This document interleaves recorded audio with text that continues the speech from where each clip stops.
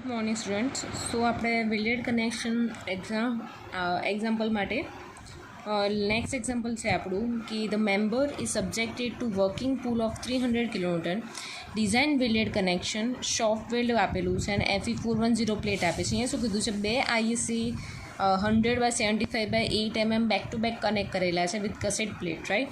10 mm થી gusset plate આપી છે. એનું CG આપેલું છે અહીંયા 31 mm, સેન્ટર ઓફ CG અહીંયાથી આપ્યું છે આ સુધીનું 31 mm, રાઈટ. તો અહીંયા થિકનેસ 8-8ની થઈ ગઈ. આ 75નું છે, આ 100નું લેન્થ અહીંયા આપેલી છે, રાઈટ. તો હવે વેલ્ડિંગ કનેક્શન ક્યાં પ્રોવાઈડ કરવાનું, રાઈટ. તો વેલ્ડેડ અહીંયા કનેક્શન ગસેટ પ્લેટ જોડે કે અહીંયા આવશે, એક અહીંયા પ્રોવાઈડ કરીશું, એક અહીંયા આવશે અને એક અહીંયા આવશે, બરાબર. તો આ એક જે વસ્તુ આપી છે અહીંયા આવશે અને એક બીજું અહીંયા આવશે, રાઈટ. પણ વાત એમ છે કે આપણો CGનો જે એરિયા જ્યાંથી આપેલો છે, બરાબર, એનો મતલબ શું થઈ ગયો કે જ્યાંથી તમારું CG નજીક હોય ત્યાં તમારી લેન્થ કેવી પ્રોવાઈડ કરવી પડશે, વધારે.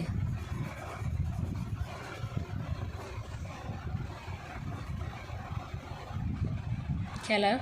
અને જ્યાં તમારું સેન્ટર ઓફ ગ્રેવિટી દૂર હશે તો ત્યાં વેલ્ડેડ કનેક્શનની જરૂર ક્યાં પડશે, ઓછી. મતલબ બંને જે લેન્થ છે એમાં કેટલો આવી ગયો ડિફરન્સ. સપોઝ આ આપણે અઝ્યુમ કરીએ આ L1 છે, લેન્થ ઓફ વેલ્ડ L1 અને આ આપણે પ્રોવાઈડ કર્યું છે L2. ડિફરન્સ કેમ આવ્યો? કારણ કે અહીંયા CG પ્રોવાઈડ કરેલું છે. અત્યાર સુધી આપણે શું કરતા હતા કે બધું ઇક્વલ પાર્ટમાં આપણે અત્યાર સુધી બંનેમાં ડિવાઈડ કરી નાખતા હતા, રાઈટ. કારણ કે આપણી જોડે એક સિમ્પલ પ્લેટ જ હતી. અહીંયા શું આપણે એંગલ સેક્શન આપ્યું છે કે જ્યાં તમને CG અહીંયા આપેલું છે કે સેન્ટરથી જ્યાં તમારું જે સેન્ટર ઓફ ગ્રેવિટી જે બી હોય એ તમારા જે બી લેન્થ જે ભાગ બાજુ વધારે આપેલી હોય, સપોઝ 31 mm અહીંયા સેન્ટરથી અહીંયા આપેલી છે, રાઈટ. તો મતલબ આનું ડિસ્ટન્સ કેવું થઈ ગયું, વધારે છે અને આનું ઓછું છે. તો જે બાજુ ઓછું ડિસ્ટન્સ હોય ત્યાં આપણે કેવી વધારે લેન્થ પ્રોવાઈડ કરીશું અને જ્યાં વધારે હોય ત્યાં ઓછું પ્રોવાઈડ કરીશું, રાઈટ. તો હવે સિમ્પલ લોજિક તમે અહીંયા વિચારો કે આ જે આખો એંગલ સેક્શન જે આપેલું છે, રાઈટ. તો અહીંયા L આખો અહીંયા કમ્પ્લીટ થાય છે, એને અહીંયા જોઈન્ટ કરવાનું છે, રાઈટ. અને જ્યારે અહીંયા શું ખાલી આ એક જ જે લેન્થ આપેલી છે, આ એક જ લેગ આપ્યું છે, એને કનેક્ટ કરું છું. તો ઇન્ટરસેક્શન જ્યાં થતું હોય ત્યાં આપણે વધારે વેલ્ડ પ્રોવાઈડ કરવું પડે, રાઈટ. કે જે આ બે લેગ કનેક્ટેડ થાય છે અહીંયા એક સિંગલ લેગ કનેક્ટેડ થાય છે, તો અહીંયા ઓછું લેન્થ ઓફ વેલ્ડ પ્રોવાઈડ કરીશું, રાઈટ. તો અહીંયા આપણને આપેલું છે વર્કિંગ લોડ અહીંયા કેટલો આપ્યો છે, અહીંયા 300 કિલોમીટરનો કીધેલો છે, બરાબર. વર્કિંગ આપ્યું છે એનો મતલબ શું, એને કરેલો હશે ફેક્ટર ઓફ શું કહેવાય, વર્કિંગ આપે છે અને આપણે એને ફેક્ટર ઓફ સેફ્ટી વડે મલ્ટીપ્લાય તો કરવું પડે. તો અહીંયા ફેક્ટર લોડ કન્સિડર કરવો હોય તો કારણે શું કરવું પડે, મલ્ટીપ્લાય બાય 1.5 ફેક્ટર લોડ કરવા માટે, રાઈટ. તો આ થઈ જશે 450 કિલોમીટર, રાઈટ. તો આ જે લોડ આપ્યો છે 450 kilometre load is being carried by this both ISA angles, right. So load આ બે માટે કન્સિડર કર્યો છે. તો સિંગલ ISA સેક્શન માટે કેટલો હશે, તો કે load on one angle section is equal two 450 divided by 2 is equal to 225 kilonewton કેટલો કેરી કરશે, તો કે એક ISA સેક્શન જે આ લોડ ટોટલ આપ્યો હતો એ શેની માટે હતો, બંને ISA માટે હતો. આપણે શેને કન્સિડર કરી નાખ્યું અને સિંગલ માટે 225 કિલોમીટર લોડ કેરી કરતો હશે. સો નાઉ અહીંયા નોટ કરી રાખજો કે here we are using 2 plates having different thickness, right. કે બંને પ્લેટની આપણે થિકનેસ કેવી હશે, અલગ હશે, રાઈટ. તો અલગ એની માટે કઈ મેક્સિમમ સાઇઝ અને મિનિમમ સાઇઝ ઓફ વેલ્ડ લેવું. કેમ અલગ સાઇઝ આવી, કારણ કે અહીંયા આપણને શું કીધું છે કે ISA માટે થિકનેસ શું છે, 8 છે, જ્યારે થિકનેસ ઓફ ગસેટ પ્લેટ કેટલી છે, 10 mm. તો બંનેની થિકનેસમાં ફેર પડી ગયો, રાઈટ. ડિફરન્સ છે બંનેની થિકનેસ. તો એની માટે આપણે સાઇઝ ઓફ વેલ્ડ કયું લેવું, તો અહીંયા લખીએ અહીંયા કે ફિલેટ વેલ્ડ, રાઈટ. અહીંયા નોટ લખી દેજો એક, minimum size of weld is governed by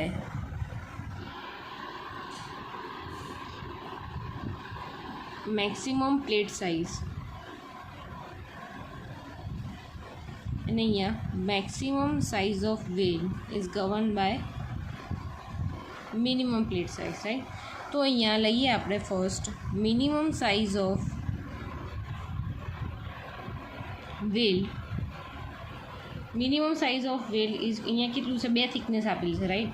8 mm thickness આપી છે, બીજી શું આપી છે, 10 mm થિકનેસ આપી છે, રાઈટ. હવે આપણે મિનિમમ સાઇઝ ઓફ વેલ તમે કોડમાં જોશો તો 8 mm માટે કેટલું આપ્યું છે, 3 mm પ્રોવાઈડ કરવાનું, અને 10 mm માટે આપ્યું છે 5 mm પ્રોવાઈડ કરવાનું, રાઈટ. હવે એવી જ રીતે આ થઈ ગયું મેક્સિમમ અને મિનિમમ. અહીંયા મેં શું કીધું હતું કે મિનિમમ સાઇઝ ઓફ વેલ આપેલું હોય એમાં આપણે કયું કન્સિડર કરીશું, મેક્સિમમ સાઇઝ, બરાબર. એટલે કે આ 2 આપણને મળી 3 mm 5 mm, તો આપણે કન્સિડર કરીશું 5 mm વાળું, રાઈટ. નેક્સ્ટ છે આપણે maximum size of well, right. તો હવે આમાં બી 2 ક્રાઇટેરિયા છે, રાઈટ. 2 ક્રાઇટેરિયા કેવી રીતે, ફર્સ્ટ જે છે એ શેની માટે છે, રોલ્ડ એજ માટે, અને સેકન્ડ શું છે, સ્ક્વેર એજ માટે, બરાબર. કે સ્ક્વેર એજ પર કયું વેલ પ્રોવાઈડ કરવું અને રોલ્ડ એજ પર કયું પ્રોવાઈડ કરવું. હવે સ્ક્વેર અને રોલ શું છે, તો કે સપોઝ આ તમારો આઈએસ એંગલ સેક્શન છે, રાઈટ, અને આ તમારી કંઈક ગસેટ પ્લેટ છે. તો આ એજ અહીંયા જે પ્રોવાઈડ કરવાનું છે એ એજ કેવી છે, સ્ક્વેર છે, રાઈટ. તો આ કેવી કહેવાય, સ્ક્વેર એજ. જ્યારે આ જે છે એ કેવી કહેવાય, રોલ્ડ, રાઈટ. તો અહીંયા બંને જગ્યાએ અલગ અલગ ટાઈપના એના ક્રાઇટેરિયા બી અલગ અલગ આપેલા છે, રાઈટ. તો એ અહીંયા આપણે લખીશું. રોલ એજ માટે આપેલું છે 3/4 મલ્ટીપ્લાય બાય એની થિકનેસ. તો 3/4 મલ્ટીપ્લાય બાય આઈએસ એની થિકનેસ આપી તમને 8, રાઈટ. તો અહીંયા તમારો આન્સર આવશે 6 mm. જ્યારે સ્ક્વેર એજ માટે આવશે, હવે સ્ક્વેર એજમાં અહીંયા રોલ એજ માટે એક જ વસ્તુ હતી કે 3/4 મલ્ટીપ્લાય બાય થિકનેસ, જ્યારે સ્ક્વેર એજ માટે 2 ક્રાઇટેરિયા છે, બરાબર. આપણને 2 થિકનેસ આપેલી છે, તો એક છે 8 અને બીજી થિકનેસ આપી છે 10. હવે maximum size of well find કરતા હોય ત્યારે તમને ખ્યાલ આવે કે આપણે શું કરતા હતા, -1.5 જેવી થિકનેસ આપી હોય, -1.5 -1.5. તો આનો આન્સર મળશે 6.5 mm અને આનો આન્સર મળશે 8.5 mm. તો અહીંયા મેં શું કીધું હતું કે મેક્સિમમ સાઇઝ ઓફ વેલ કઈ લેવાની આપણે, તો કે મિનિમમ, રાઈટ. તો આ ત્રણેયમાંથી મિનિમમ કઈ છે, તો કે 6 mm, બરાબર. તો એ કન્ફર્મ થઈ ગયું કે size of weld is between taken as between 5 to 6 mm. એટલે 5 લેવાય, 5.1, 2, 3, 4, 5, 6, પછી 6 લેવાય, રાઈટ. તો here take size of whale is equal to 6 mm. 6 mm સાઇઝનો આપણે વેલ કન્સિડર કરી નાખ્યું. હવે વાત કરીએ થ્રોટ થિકનેસની. થ્રોટ થિકનેસનું ઇક્વેશન છે 0.7 મલ્ટીપ્લાય બાય એસ. એસ એટલે શું, સાઇઝ ઓફ વેલ થઈ ગયું. 0.7 મલ્ટીપ્લાય બાય 6, તમારો આન્સર આવે 4.2 mm, રાઈટ. હવે શું ફાઇન્ડ કરવાનું છે કે ડિઝાઇન સ્ટ્રેન્થ ઓફ વેલ.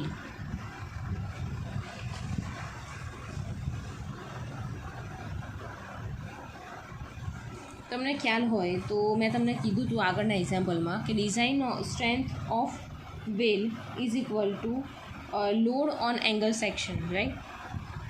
તમારો જે લોડ જે લાગ્યો એંગલ સેક્શન પર એ આપે. તો પહેલાં આનું ઇક્વેશન તમને ખબર છે, LW વાળું, રાઈટ.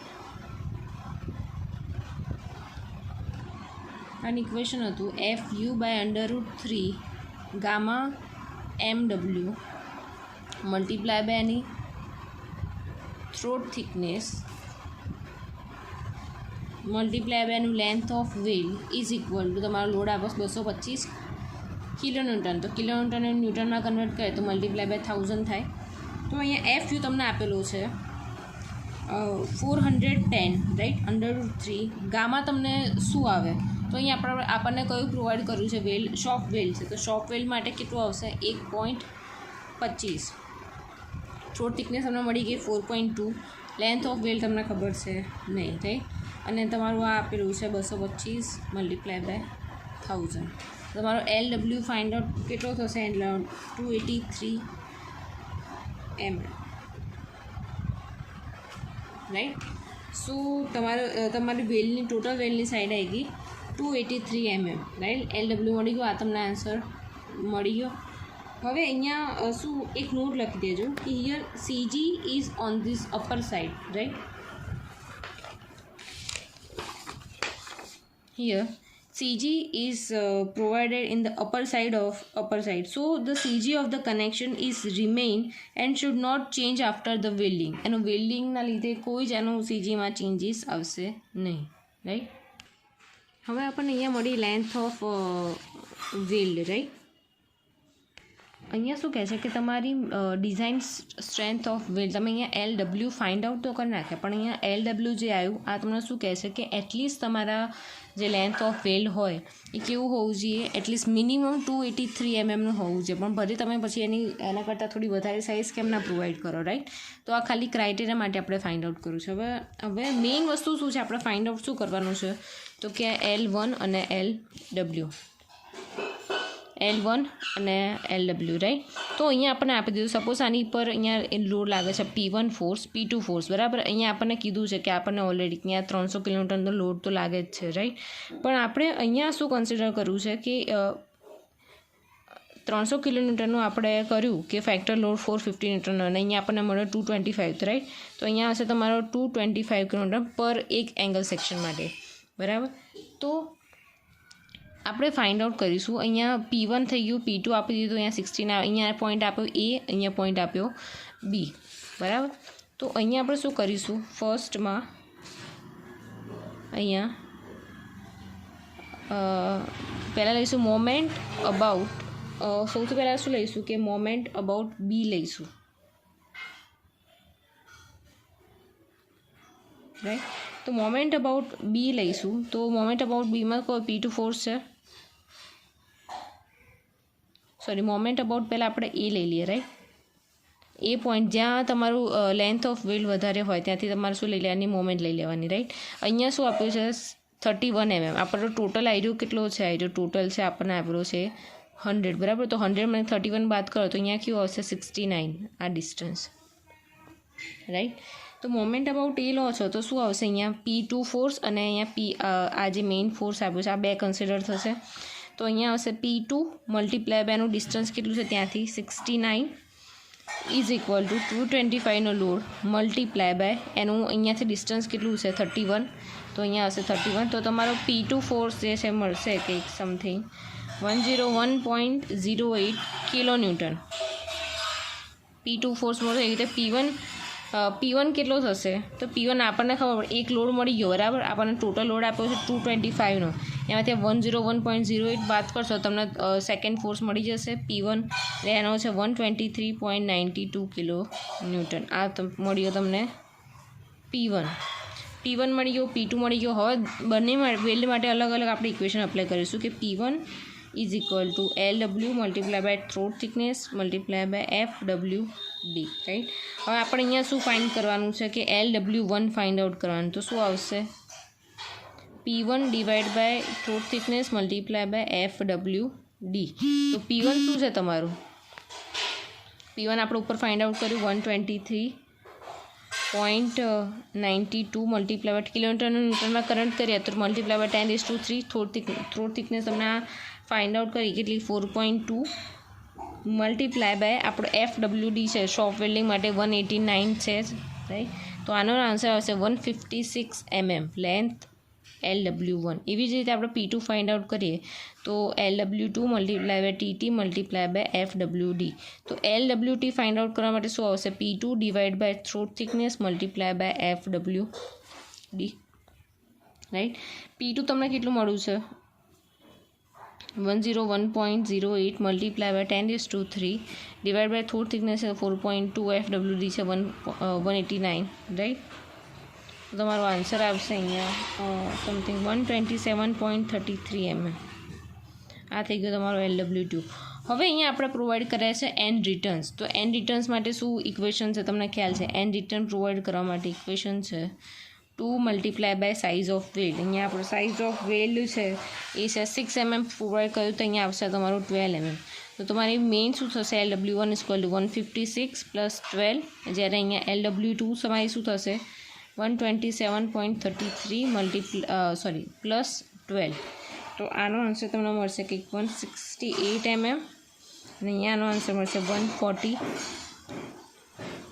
mm. આ મળી ગયું LW1 LW2, રાઈટ. મેઇન તમારે શું ફાઇન્ડ આઉટ કરવાનું હતું, LW1 અને LW2, બરાબર. કે તમને ટોટલ લેન્થ ફાઇન્ડ કરવાની LW આગળ પહેલેથી ફાઇન્ડ કરવાની કીધી નથી. આ મેં તમને શેની માટે ઇક્વેશન મૂકીને સમજાયું, કારણ કે તમને ખબર હોવી જોઈએ કે તમે જે લેન્થ ઓફ વેલ ફાઇન્ડ કર્યું એનું સાઇઝ, રાઈટ. પ્રેક્ટિકલ લાઈફમાં જ્યારે LW1 પ્લસ LW2 કરશો તો આ કંઈક સપોઝ આ બેનો સમેશન કરશો તો કંઈક 311 કિલો mm જેટલું આવશે, રાઈટ.